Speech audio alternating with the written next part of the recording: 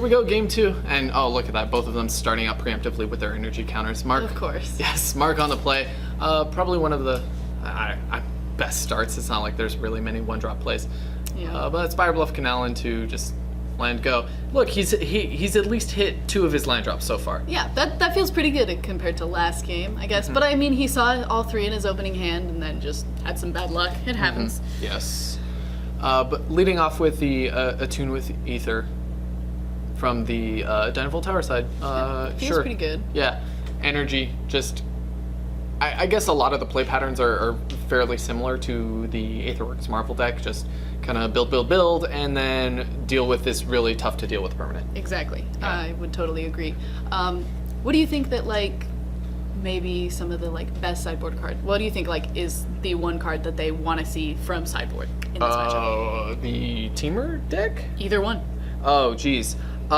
Certainly, I think that... I really do like the idea of these trump cards like the Sphinx of the Final Word. Just if you're able to get to that point in the game, which both sides are going to be bringing in a bunch of their counter spells, so we're going to see some amount of counter wars. But just have that Sphinx and say, okay, deal with it. Yep. Yeah, it's going to be hard to deal with.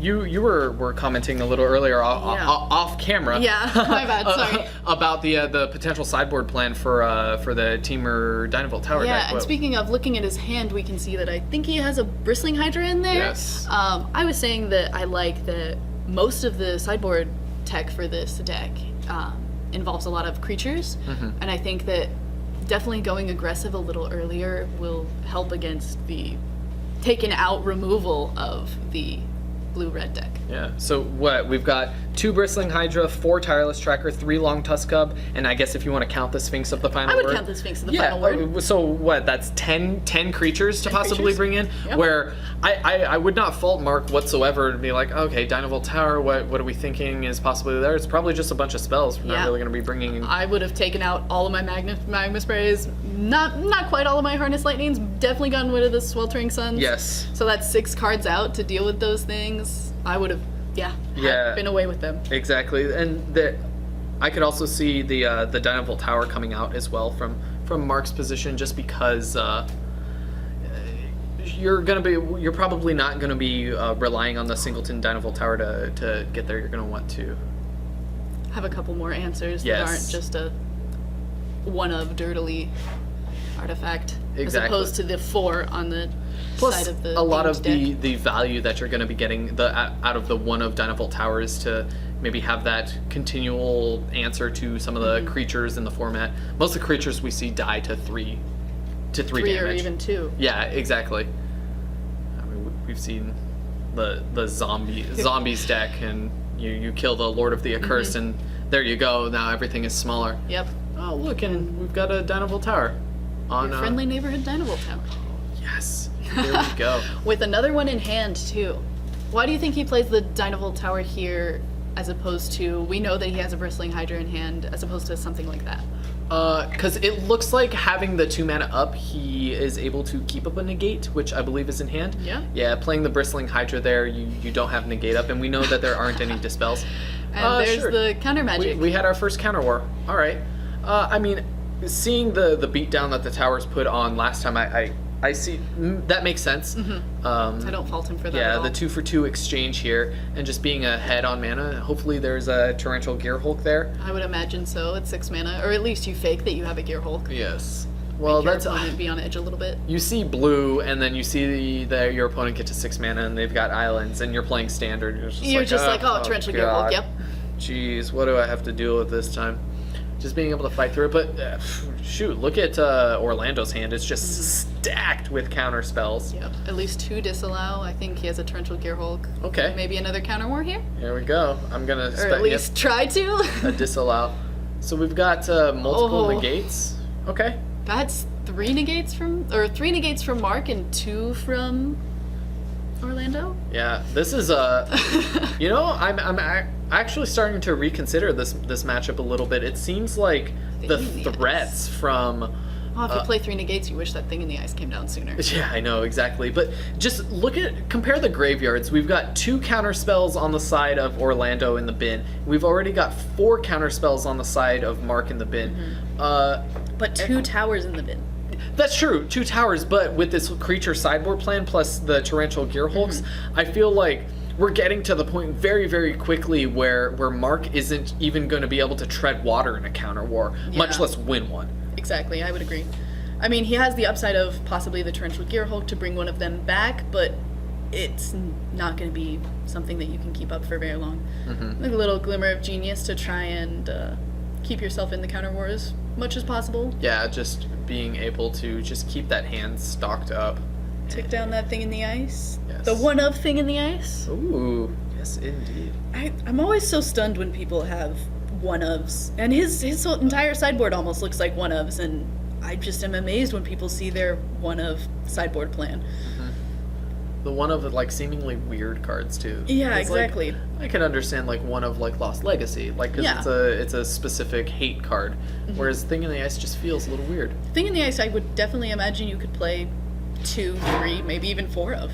Yeah, Especially when your entire deck is instants and sorceries. Yeah, if Mark were to take the same kind of positioning for the sideboard games as Orlando did, and have this kind of creature-based sideboard plan, 4 Thing in the Ice is pretty good. I could also see it, especially because it blocks a lot of things in the format. Bristling Hydra is not one of the things that it blocks, though. It does not. It's also something that we missed when we were commentating. He did harness lightning a Torrential Gearhulk that tried to come down. Yes. On Orlando's side, which feels pretty good. The Bristling Hydra does resolve, it looks like. Yes. That's indeed. a little scary if you're a heavy removal deck. The harness lightning to hopefully take care of the thing. Yes. I was gonna say the Thing in the Ice is one of those How is he things. tapping 2 red to play a negate? Yes. Tap those 2 red indeed. Assuming that I just saw that correctly. Yes, he did. He did indeed tap the 2 red, but I think he's probably gonna. Oh, yep, there we go. Okay, we did. We're figuring out. Fault him for that. Okay. Yes. Instead, taps 2 red and 2 islands because. Yeah, why not? Because I've got no other cards in hand. I guess yeah, we'll do that. It doesn't necessarily matter. But Thing in the Ice is one of those cards that, assuming it's able to stick around, is able to at least temporarily deal with the Bristling Hydra. You know, if you're able to flip it, then it gets rid of. However, he drew a card, said pass, go. And now that Hydra's just gonna do the beatdown thing. Yes, and I'm just gonna hit you for 4 a turn. No need to take it up to 5, because at this point you're not necessarily increasing the clock. It's still 3 turns, even if you make it a 5 power creature. And just having that energy around to be able to protect it in the event of harness lightning. Yeah, I would keep the energy around for as long as possible. And he's on a 2-turn clock, so just keeping that.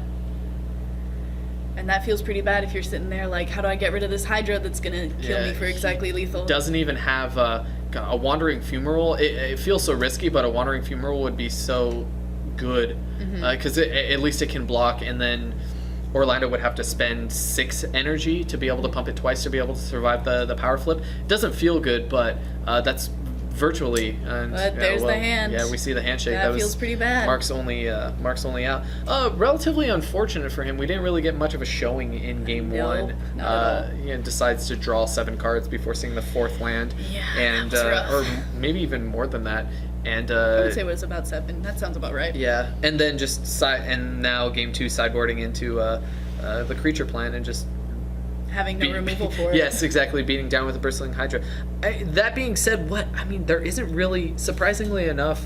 I mean, the Magma Spray doesn't really deal with the Bristling Hydra. I guess it hits the Longtusk Cub and the Tireless Tracker, but I don't fault Mark at all for taking out the Magma Sprays. No, I wouldn't either. And yeah, again, it doesn't take care of Bristling Hydra. I don't know if I would have even saw the idea of Bristling Hydra coming in. Yeah, it's. I think it's a really spicy sideboard plan. I like the Temur Tower. Yeah. Go into creatures, I know, beat down. It feels kind of good. You get to do a lot of the really seemingly like, oh, I'm kind of spinning my wheels things that Marvel does, but then you also don't feel dirty for like playing with Mark on turn 4. Yeah, exactly. So no, I like this plan, and I'm a big fan of the deck and how they sideboarded. Yeah, it seems pretty good, and maybe we'll be seeing a little bit more of Orlando coming up in the next possible matches. So far he's 2-0 going into round 3, and we'll see you in round number 3.